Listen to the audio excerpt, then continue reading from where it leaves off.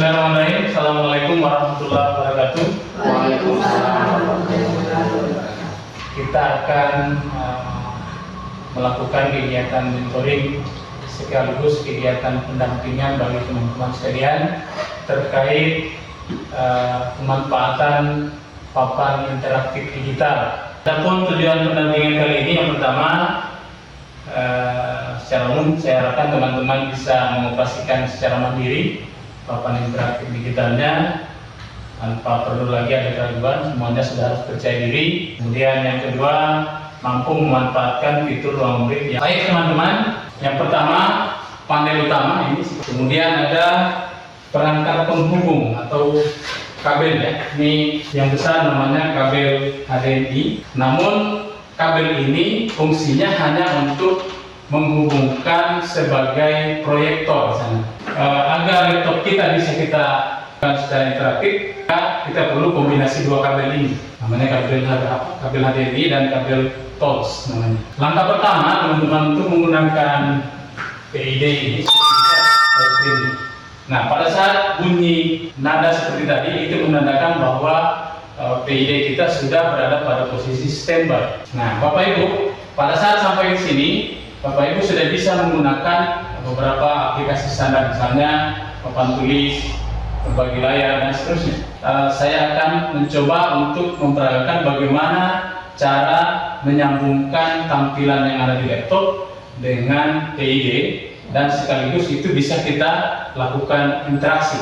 Langkah pertama, Bapak Ibu silakan pilih kabel HDMI terlebih dahulu seperti ini. Kemudian sambungkan kabel HDMI ke soket HDMI yang ada pada laptopnya masing-masing seperti ini. Nah, pastikan ini sudah terkoneksi antara layar kita dengan laptop.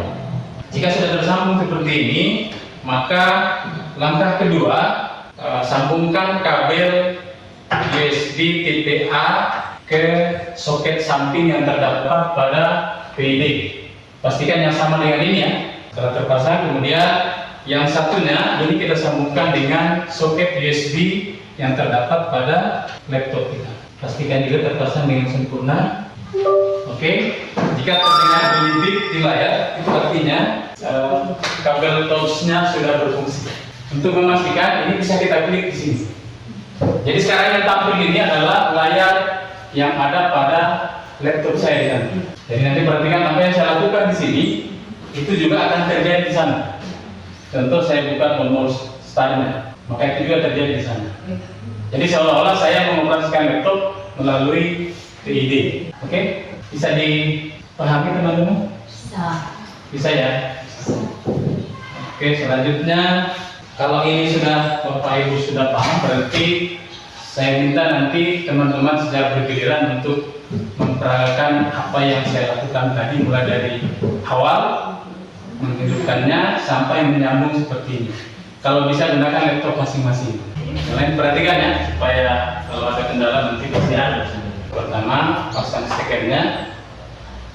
Secara ragu-ragu. Kemudian angka kedua, on-kan PID-nya. Tunggu sampai PID-nya standby.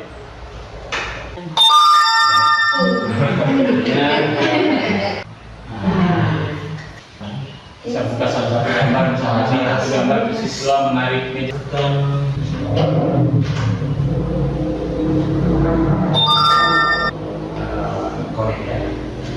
Sekarang bisa. Saya.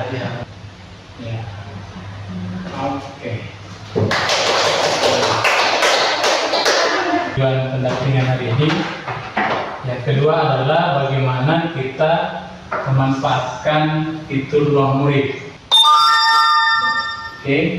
Untuk yang versi online, tentu yang pertama pastikan dulu bahwa dia tersambung dan online dengan internet yang pertama. Yang kedua, silahkan buka aplikasi browser. Dalam hal ini kita menggunakan Google Chrome. Di bagian address bar dari browser ini ketikkan ruang, setelah itu kemudian pilih yang paling atas nih, yang ruang murid dan rumah pendidikan. Tampilan ruang murid secara online di rumah pendidikan seperti ini. Ini berandanya. Di bagian ini berapa, yaitu sumber belajar, latihan soal, dan sumber buku pendidikan. Ini bisa dipilih terlebih dahulu. Ya, nanti silakan pilih sesuai jenjang kelasnya. Untuk SMP itu ada di kelas 7, kelas 8, dan kelas 9. Misalnya saya pilih kelas 8.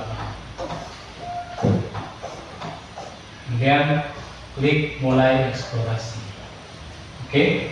Nah, di bagian ini akan disajikan pilihan novel di sebelah sini.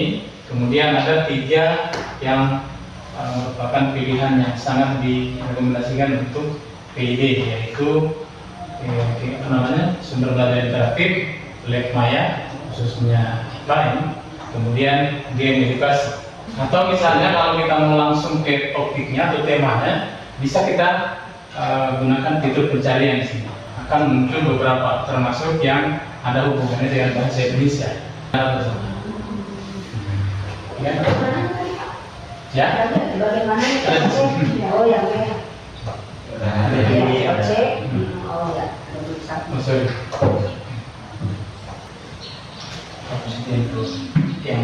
Kalau sudah selesai materi, drop node, kita langsung ya. Kemudian kegiatan pendampingan kita hari ini pendampingan singkat, mudah-mudahan bermanfaat. Saya akhiri dengan ucapan billahi taufiq. Wassalamualaikum warahmatullahi wabarakatuh. Waalaikumsalam.